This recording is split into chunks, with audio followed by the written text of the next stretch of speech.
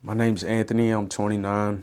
Uh, my childhood, it was honestly pretty good, um, for the most part. At least when I was a child, I thought it was good. Um, I grew up I grew up in a broken home. Dad never was there. Um, my dad, I don't know. Me and my sister both, our dads weren't present, and our mom was the greatest mom ever. She did everything she could to always get us everything we needed. We never went without. Yeah, my mom, she was a great woman. She always showed us love and affection. She always let us know that no matter without our fathers, we were always still loved. But it came with some alternatives. She had men in her life that she was always she was always a saving person. She always wanted to save people. So she would always find the slums of the life and she always seen the greater good in people. But that also came with negative background people or, people of not great influence. Good-hearted people, but they always came with baggage. And, my mom always seen past that. And that trickled into my life as a good thing, honestly, because no matter what people are going through, what people have going on in their life, I always see past that and always try to see the good in people. So, I try to do the best I can to help everybody when necessary. We always, had good moments, bad moments. Family back then was real close, and we grew up kind of tight. We always went to lakes and had family functions, and we had good times when we were young, and everything was always seemed to be like good, but we we dealt with a lot of addiction in our life. Lots of alcoholics, lots of drug addicts. So when we were having parties and having the good times, they always started out great, but they would end horribly with fighting and, you know, arguing and this person and that person and, just bringing all the negative stuff into life. And so as I grew up, chaos became normal. So that kind of, I guess, translated over into my adult life, into thinking that chaotic situations were always normal, and being that I didn't have my father in my life, I did have a male figure in my life that was probably the most important person that, honestly, until the day I die, I can say that he is everything to me, and that's my grandfather. And it's kind of crazy, but I lived such a split lifestyle when I was young, and that kind of created maybe some confusion in my life for a long time until I became an adult. But like my mom grew up in the city in Louisville, and so we were raised around, like I said, a lot of those negative influences like drugs and alcohol, and the street life, and dealing with the wrong crowd of people. So I always went to school with just the bad influence people. So, but I spent my weekends and my summers at my grandpa's farm. So I was raised on a farm, also in with the street life. So as a kid, I would bale hay for, my money, and I would paint fences, and, I used to show horses, and, I did lots of fun things in my life as a youth. But then again, I, yeah, I would go back home to street life, and it's kind of was kind of weird because forever I hid that part of my life because, to all most of my friends that I had at home, that wasn't cool. That wasn't something that you talked about. That wasn't something that was, I would get made fun of. And it's kind of funny because my sister used to call me a hip hop cowboy. She would say, when you would go home, you'll be one thing, but then when you go to the farm, you'll be another thing. I was also, now that I walk in a spiritual walk, I look back and I'm grateful for that because I was taught right and wrong from such a young age. I was taught, there's two lives you can choose. You can choose a good life and you can choose a bad life.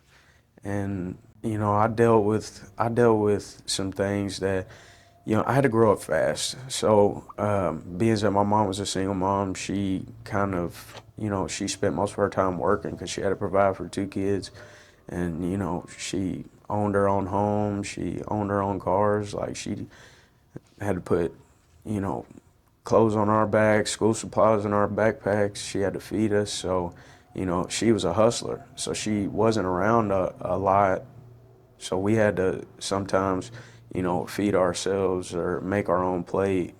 And, I remember watching my mom, she would cook for a whole week on Sundays. And then we'd have to make our own plates because she wouldn't get home till late at night trying to keep us afloat. And,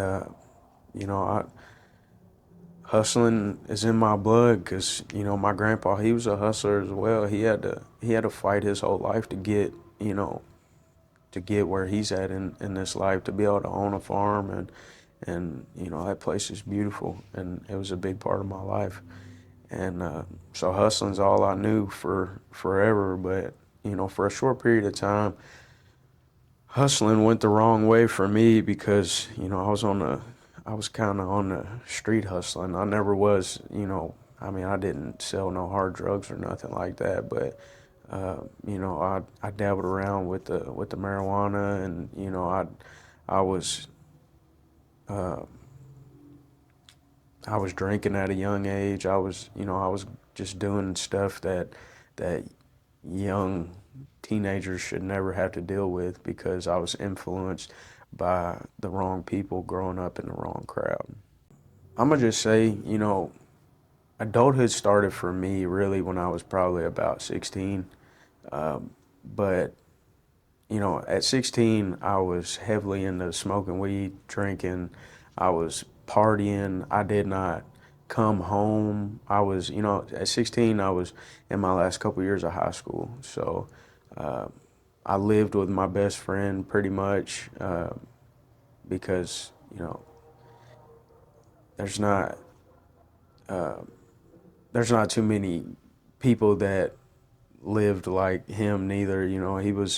His dad was very hardworking, and they lived in a very nice neighborhood and had a very big house. And his dad, trusted us all, so he kind of let us free reign live there. And we had fun. We had lots of house parties. We did a lot of stuff. But looking back on it now, I look back on some things and I'm like, how are we still alive to this day for doing what we did? Like, it's crazy. And uh, so, again, following back up with my childhood, it's just chaotic. What I mean? That was all I was used to. A couple years later, like, I started my career at 19, and so I was making great money. And my job I make good money. And I bought a Mustang when I was 19 years old, and that was my pride and joy. I spent tons of money on it, and there's people to this day that still know me from that car. And I I guess I was like one of the cool guys. What I mean? Everybody wanted to hang out with me. Everybody wanted to hang out with the guy. You know, they would always call me your favorite three valve because that was my Instagram name back in the day. And So I was hanging out with car guys, and there's nothing against car guys, but a lot of that lifestyle comes with negativity as well, and you can get mixed up in the wrong crowd when it comes to any lifestyle really, but that lifestyle in general. You're breaking the law by street racing, and you know then you party after your street race, you drink, you drive, you do a lot of dumb stuff, and it's it was fun. At least at the time, I thought it was fun, and looking back on it now, I'm like, man, that was silly. That was silly. But I met some really good people, and people that I thought I was going to share my entirety of my life with, because, it's like a domino effect. And now that I'm saved, I feel like God never did anything. Like everything happens almost like a book, like a chapter. And when you look back and reflect on your life, you sit back and think, this fed this, this fed this, this fed this, and then you're like, man, that was supposed to happen that way, and I'm grateful for it because, like I said, I met a lot of people, and then these certain people I was friends with for 10 years, almost 10 years, and some of these people I thought I was going to be lifelong friends with. We did lots of, at the time, fun things. Go to the lake. We all had great jobs, so we all had nice toys and side by sides and boats and cars and trucks, and you name it. It was all we had it all. And when you're 21, 22 years old and you got grown people stuff, you do at the time, you think you got it all. But then again, it come with, the drinking, the partying, the smoking, the fighting, the bar hopping, the drinking and driving, the everything. And, it was all a ton of influence that, looking back on it now, I'm like, why did I do certain things, and how am I alive once again? But going back to my childhood, chaos was the only thing that I knew. So I never looked at it in that moment as in I'm doing the wrong thing. I looked at it as in this is normal, because even though I knew I was doing the wrong thing, it was still all I knew. I'm diagnosed bipolar, and I take medication for that. And so, looking back on my entire life story as I'm sitting here today, I didn't find out about that until last year. And looking back on all the things that I've dealt with my whole life, I was like, when I found out that I was bipolar, and I would have been in denial about that my whole life. Like, no, I'm not. But looking back on it now, I'm like, man, that I know that once I learned about bipolar, I'm like, dude, that's why I was like that. That's why I did this. That's why I seeked acceptance from everybody, and that's why I did everything that I did. And but dealing with that came with a lot of heavy weights and burdens, and my life was my life was in such shambles at one point. Uh, I'll just say, my mom, I explained earlier in the video that my mom was my everything. She's the only thing I really knew as a loving parent. And my mom, she got really ill shortly after I got married, and my mom almost died. And she was the strongest woman that I knew, strongest person that I knew. And my mom almost died, and I watched her lay in a hospital bed and scream for her life. And doctors told me things that doctors should never tell a person until they fully confirm, like she has cancer and she has she just has things that weren't gonna necessarily be treatable, and the doctors had no idea. They didn't spend enough time doing anything, and so I fought my way through that, and I sat by my mom every single day in a hospital room, and that was hard for me because I remember I remember I had to fight through that alone, because you know bills still had to be paid, things still had to be done. So my wife continued to work, and me and my sister, we really don't have a close relationship. So I didn't reach out to her for help or for comfort, and so I had to deal with that alone sometimes. Needless to say, my mom, she's okay today. She made it out the other side, but I just remember my taking a step back. My I was truly saved when I was uh, like 14 years old.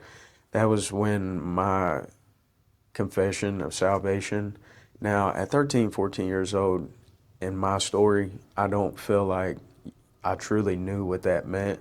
I just remember I could explain the feeling that I felt, and knowing what I know today, it truly was the Holy Spirit that I felt.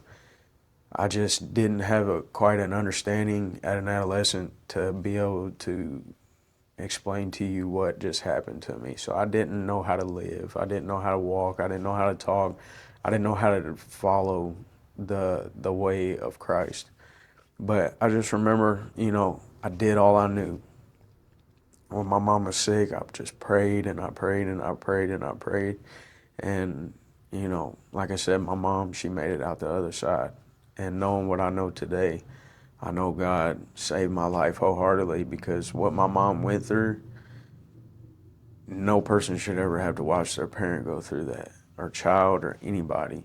And then for doctors to tell you that they're 100% certain it's this, that, or the other, and then it just disappear. That's how I know that God knew I needed my mom, and even in a time of weakness, he was able to turn my mom's life around, because even the doctor, when my mom went for her follow-up visit to free and clear her of any more doctor visits, he said, I don't know how this happened.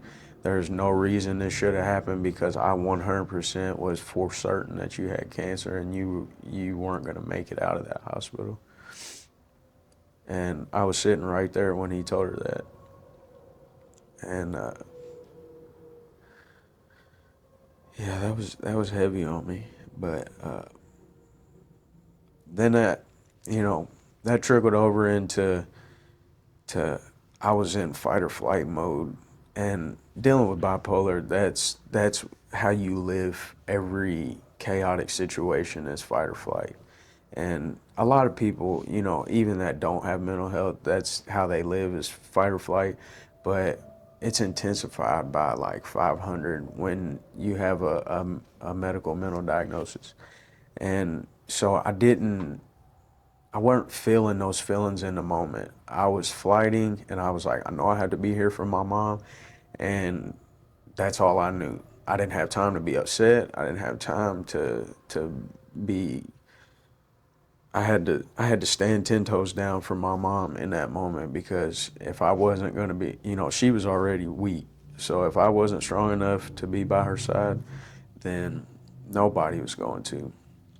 So that caused me to have a lot of issues in my marriage. that had just happened, and that caused me to have issues with my friends. You know, that causes just like I said earlier, that domino effect of one thing after another. And when I look back and I thought about how scary that was, and I truly started feeling those feelings, and I had time to set in on that, I was like, man, that it tore me up, and I started, acting out of character and getting really easily frustrated and getting mad, and the slightest things would set me off, but people didn't know what I was going through, and I can remember certain people would. I never was the one to ask for help. I never was the one to admit that I was hurting. I never was the one to be like, you know, can you help me? So I would do little nonchalant things like share posts on Facebook or make a post on Instagram or something that is not really socially acceptable, but it was a cry out for help. And so a lot of people seen that as a negative, and I would get made fun of for doing that, or get told quit being soft, or whatever. And that would always trigger me, but I would let it go. And but like I said, I knew what I was feeling, and I just never would step up and ask for the help that I needed. So feeding into that, I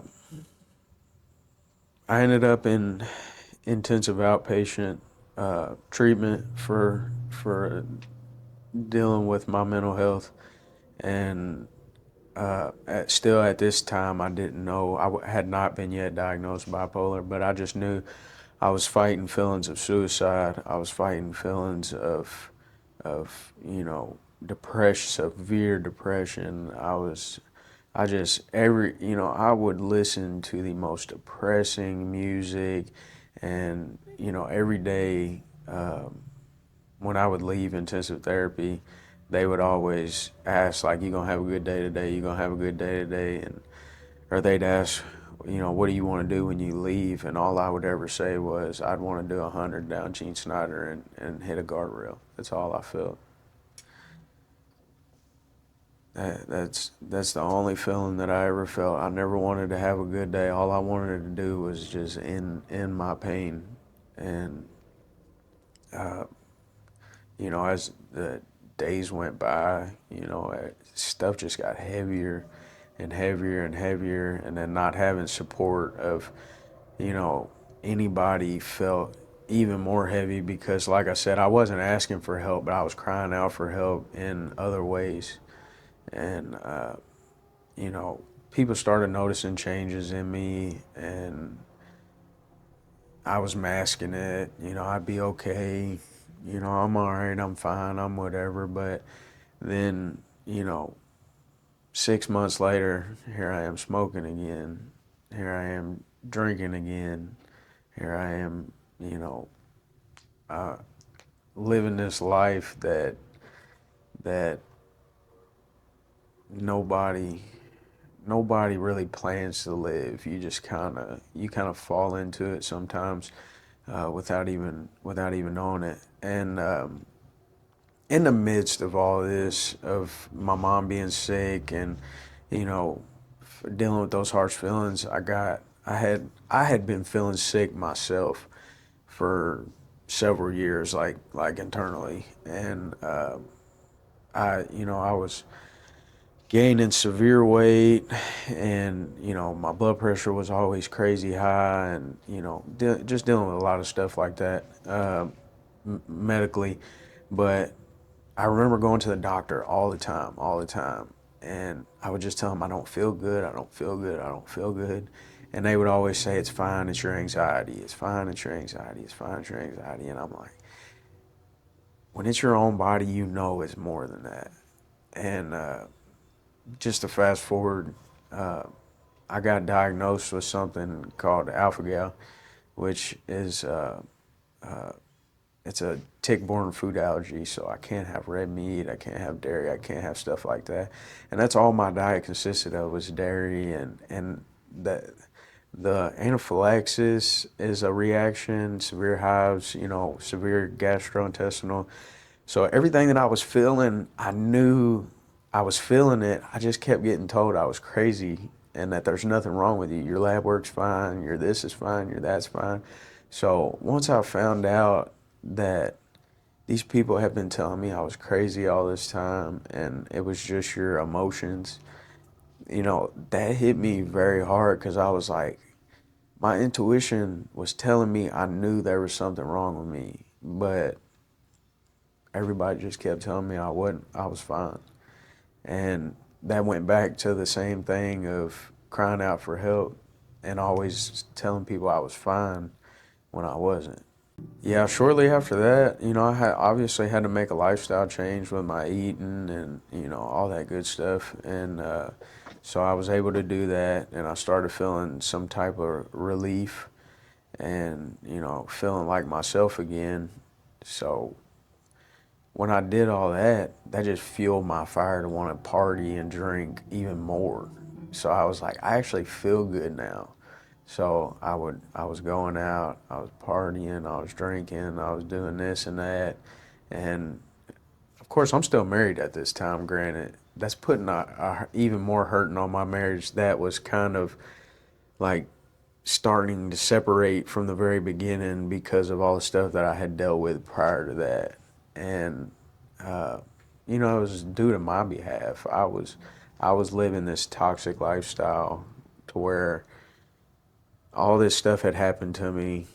I was in fight or flight mode, so I'm pulling away and pushing everything good in my life out, so I can feel a moment of peace, or that momentarily worldly gratification that the enemy wants you to feel, to part ways with God.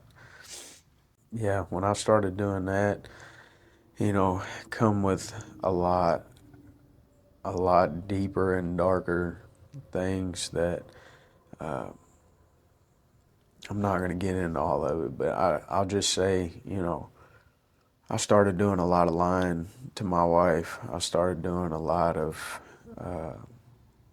very out of character and very dishonorable things to my wife, because I was trying to push her out. I just wanted to be alone. I just wanted, I just, I just wanted to die. That's all I wanted to do. I had dealt with way too much, and I didn't, I didn't even get into it like I wanted to. But going back, like on that addiction portion of it, my uncle, I lost my uncle, like 2018. So I can't do the math. What's that? 7 years ago. My uncle's like my brother, and so that he he's the reason why I never got into hard drugs and like real bad stuff, because, and again, that domino effect that I always like to use, his life saved mine. I feel like, truly, because he uh, he dealt with addiction his whole life. He had been using opiates and heroin since he was 18 years old, and he died at like 42 or 43. But he died of a heroin overdose, and or a fentanyl overdose, I should say. And when I lost him, that hurt. So that was, shortly before all the mess and chaos happened.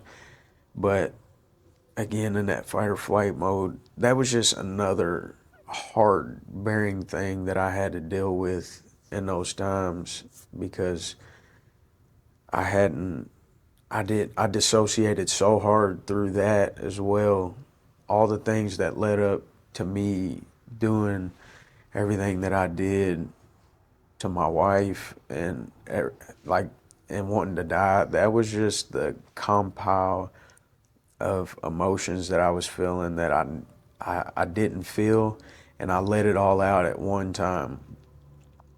And the reason why I feel like this all makes sense in that domino effect is because I finally had reached rock bottom, absolute rock bottom, to where all those dishonorable things that I did to my wife and acting out of my character and not like myself, all my friends that I thought that were going to be my lifelong friends, they all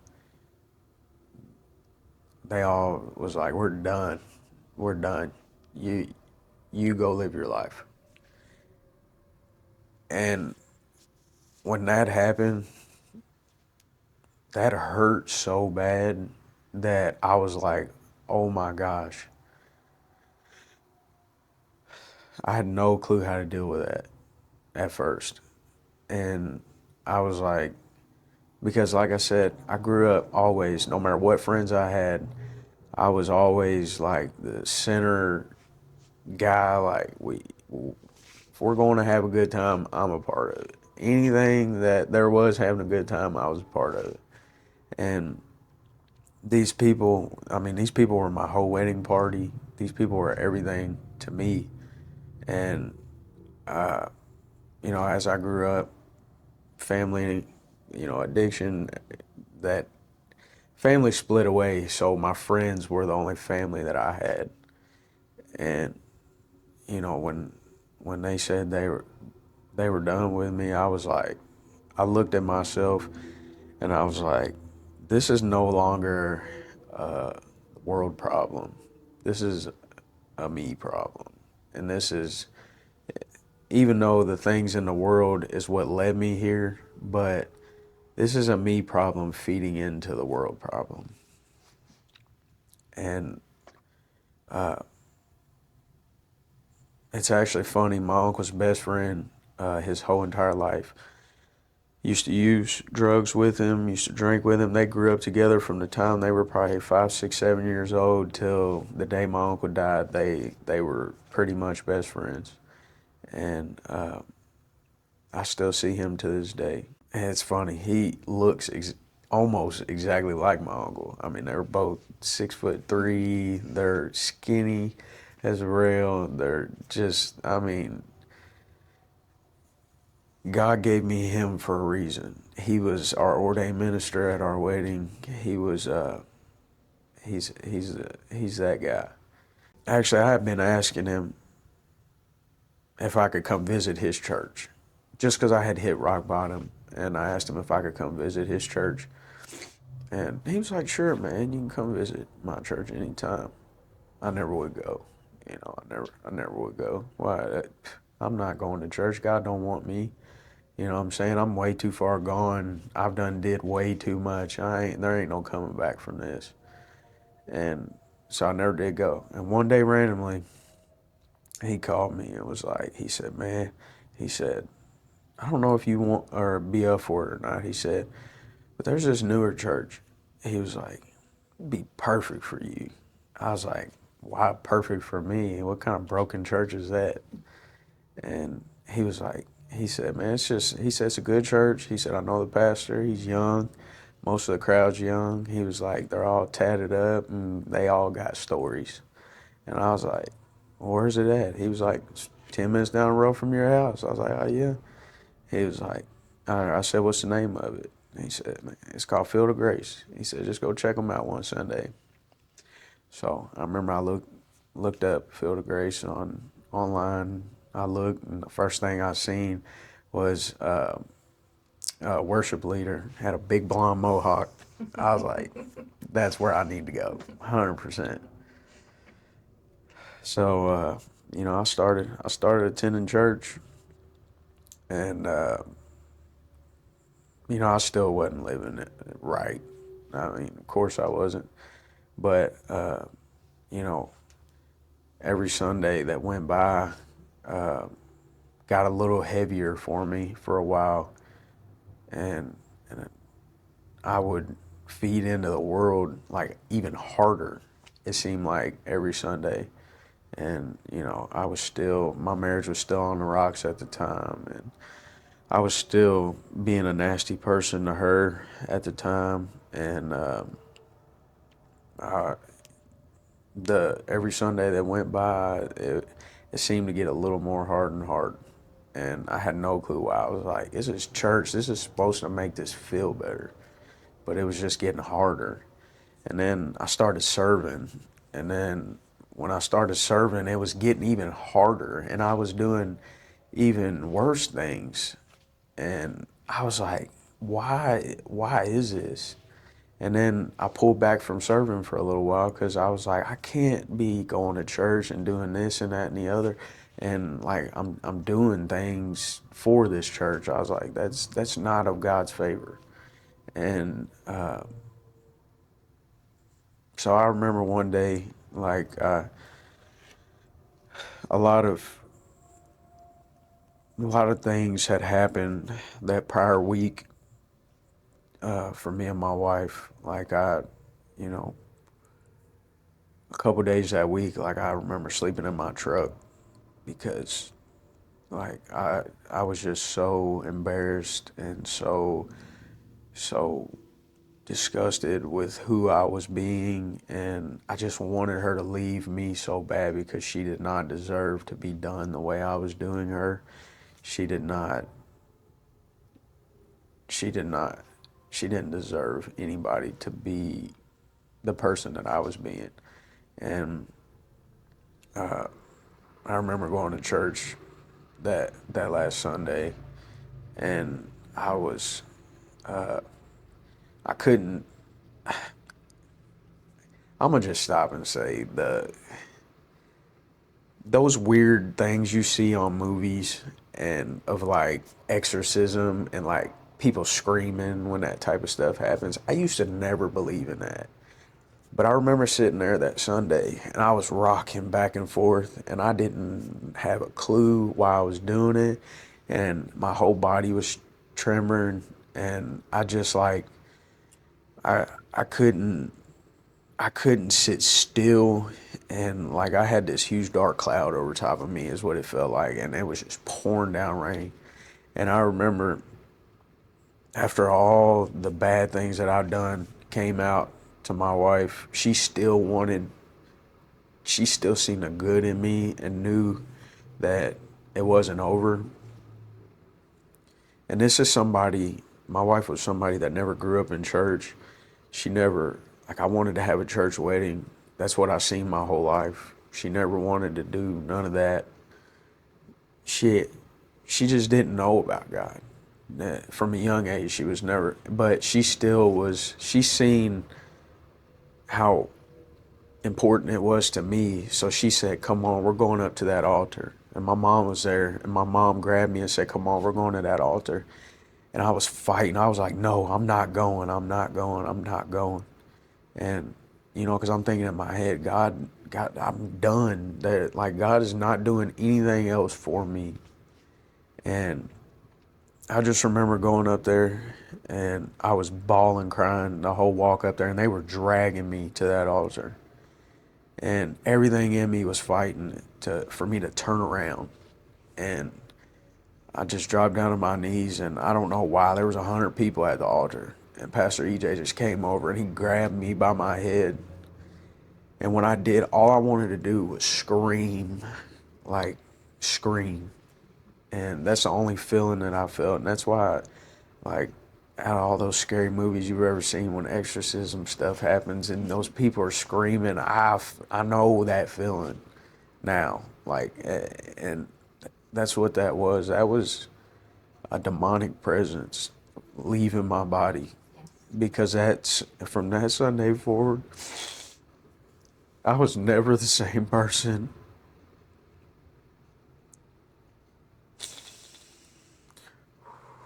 From that Sunday forward, I was free. I went back to serving, and I served with my whole heart. And even though I go through seasons where it's not as strong at times, because we all go through seasons, I still stand up there. And even in my own selflessness, I know that the works I'm doing is through God, not for me. You know, I sat down and me and my wife had a long talk, and there was a lot of, from all the things that I'd done, there was a lot of non-negotiables that I had to do. I would have never done them, but I did them. I try not to miss a single service, and if I do, I feel weight on me. I serve out. I serve my God outside of church, and that's something that I would have never done before. And it's 9 times out of 10, it's people that are going through the same situations that I went through. Like, why are they coming to me for this? Why are they coming to me for marital problems? Why are they spilling their guts to me over this? But I've already been through it, so God knows that they need me as that tool. And I don't feel the need to. I used to always have to yearn for those big group of friends and attention all the time. I'm so at peace in my individuality, or being by myself, or just spending time with my wife and daughter, which before I would have never been okay with. Like, I would have never been okay with just being calm. Now, chaos, as it should, is a burden to me, and calm is peace.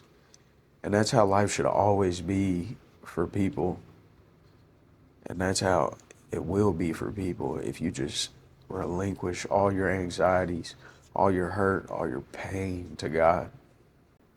This is my story, and all of His glory that He's done for me, and can definitely, if He can do it for a wretch like me, He can do it for someone like you. My name's Kayla. I'm 29 years old. I guess I can start from the beginning. I grew up with both parents in the home, married, still married to this day. Very good family life. We never went to church though. That just wasn't anything we did. It wasn't even anything that anyone I knew did. So it just wasn't a common thing for me up until I was about 26 was the first time that we had actually started going to church. And then I guess if you want to fast forward to when I met my husband, we were 16. We met at our first job, so very young. We had a pretty normal relationship, I feel like. Dated for about 7 or so years before we got married. We get married, and as many people kind of say or have a testimony to, the devil absolutely just took control of that. And unfortunately, it was a big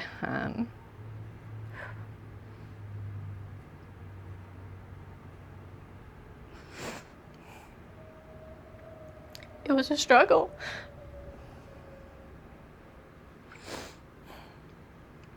You know, off and on, lots of hurdles up and down. He unfortunately battled with a lot of, mental illness and just different things attacking him throughout the first few years of our marriage. And it was tough. We ended up, I guess about 3 years after we got married, getting pregnant with our daughter, Randy. And that didn't stop anything, still just attack after attack, pretty much throughout the whole time. And then, I would always pray, God, fix it. Do what you need to do to fix it. Fix me, fix him, do whatever it takes. He struggled with a lot of mental health issues. Amongst that, some pretty, dishonorable things to do in a marriage, but we would always fix it. We'd come back, it's fine, and then it's not fine. So that was kind of how it looked like for the first few years. We get pregnant with our daughter. We are happy. We are over the moon that is a girl. That's what we've always wanted, was just a little girl. When I was about 7 months pregnant, we started coming to Field of Grace. That was the first time that we had actually, stayed committed, and we started coming every week. We loved it here. We loved the people here. We just felt immediately at home here. And we knew that this is just the place we needed to be. And so we stayed. So when I got saved, we had been coming to Field of Grace for maybe 3 months or so. And my husband was actually not necessarily pressuring me, but I could kind of tell, like, every altar call, he'd kind of look at me and he'd be like, is she going up there? Is she going up there? And I wasn't going to go until I knew I wanted to go. It wasn't going to be because of anyone else. It was just going to be, on me and when I felt called to go. And so it was in, I believe it was November, towards the end of November, I think November 26th, is when I went to the altar and, I was saved. And shortly after that, I got baptized at Field of Grace as well. So after that, another attack, another, struggle with my husband's mental illnesses. We have our daughter, and then the prayers just kind of started to shift. I wasn't praying for him to fix it. I just gave it up. I said, Lord, whatever it is that you want, just do it. I'm not going to try and manipulate what is supposed to happen. Like, it is not up to me. Just do whatever it is that needs to be done. Just do it. No matter how bad it hurts, just do it. And, after that is when everything changed. He changed. He got really involved in the church. He started hanging out with just amazing people, and they really took him under their wing and, checked on him and hung out with him and, just ministered to him. And, they held him together for, months until they realized that he was in a good place. And at the same time, they would check in on me too. And it was really important. It was really the biggest shift we had ever had in our marriage, and it made me see who I always knew that he could be, and I was getting to see it. And then I had not known about any of his wrongdoings or anything like that while it was going on. That was more so found out afterwards. But I really do feel like God kind of took what the devil meant to break us, and he let me find out in a way where I could see him being his true self and his healed self first before I found out. Because had I known before, I don't know what the outcome would be, but I immediately knew as soon as I was told everything that happened that I was going to forgive him. I knew I was. And I lost a lot of friends, people who just didn't understand. And I didn't take it personal because I understood it. I got it. That would have been me a few years ago. And they just weren't in a place to understand it yet. And that's okay. I think you just don't know until you know. But I knew immediately that I was going to forgive him because of the growth that I saw in my husband. He was a completely different person. And when I gave up, praying for him to fix it and praying for him to fix me and to fix him, when I just let it go is when it all just came, it just came together. And it was just beautiful. I think that, even though the devil took control of my marriage for a very long time and it broke my heart in the process, but, God saved my soul.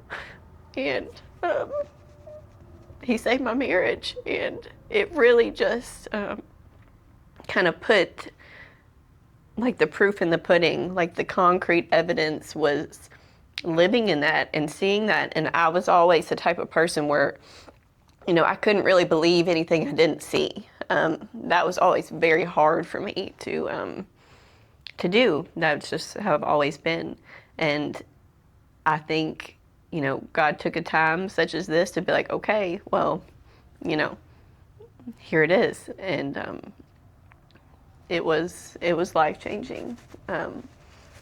And I think I would just want to add, too, that you don't always have to reconcile, but I think the most important thing is to just forgive.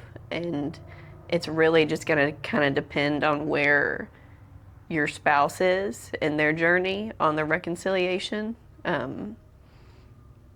Because had I not seen the 6 month prior of, his effort, his going to church, his being involved, his commitment to me, to our daughter, if I would not have seen that, I would have thought that you were crazy. I would have been like, nope, absolutely not. I will not forgive him.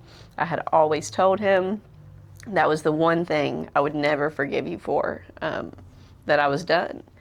And when I found everything out, I even told my sister-in-law, I was like, I'm going to forgive him. And I know it sounds crazy, and I know that no one is going to get it, but I just know that that is what I am supposed to do.